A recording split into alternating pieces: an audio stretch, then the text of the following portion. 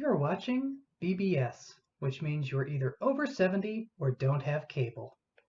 Sponsored by pretentious dinosaurs like you. Screw you! Good evening, and welcome back to Unsung Rabbits of History. I'm Bun Reynolds, no relation.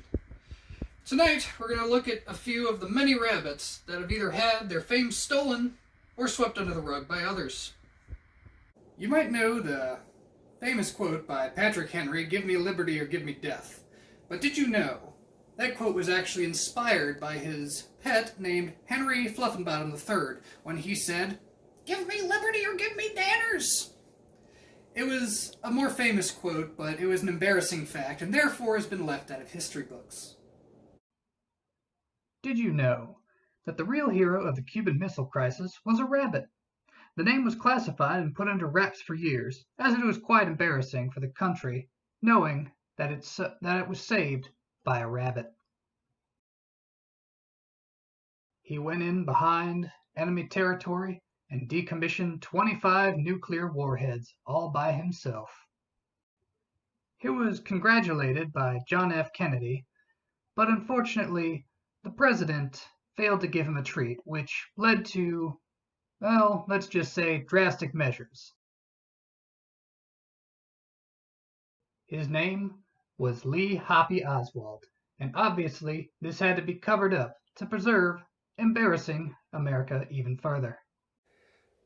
There is also famous rabbit presidents of history. Like the 32nd rabbit overlord, President Roosevelt once said, "The only thing we have to fear is vacuum cleaners," as he hated Hoovers. You also might not have heard of Tutankhamun, the first rabbit pharaoh of Egypt. He had Egypt prospering with many fruits and greens, until all the asshole cats messed it up and tried to erase him from history.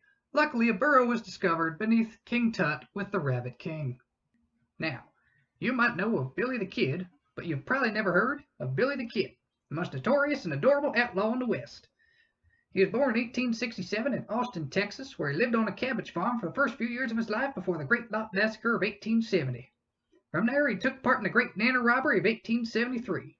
He was gunned down in 1875 by 10 U.S. Marshals who lured him out by shaking a treat bag. It was mostly erased by history as it was embarrassing the law had been thwarted by a cute little bunny. It might surprise you, but the actual creator of Playboy was Hugh Hassenpfeffer. He got his start selling pictures of buns in the 60s while working as a model for Annie's. He recruited his bunnies by being generally adorable and quickly built his empire. He didn't really know why his magazines were so popular, as he was neutered at a young age, but people liked his bunny pictures. From there, his idea was stolen, and the rest is history. Hey, wake up, Dolores. Next week, we'll be going over the origins of the Energizer Bunny, which involved an unfortunate hop and a D battery.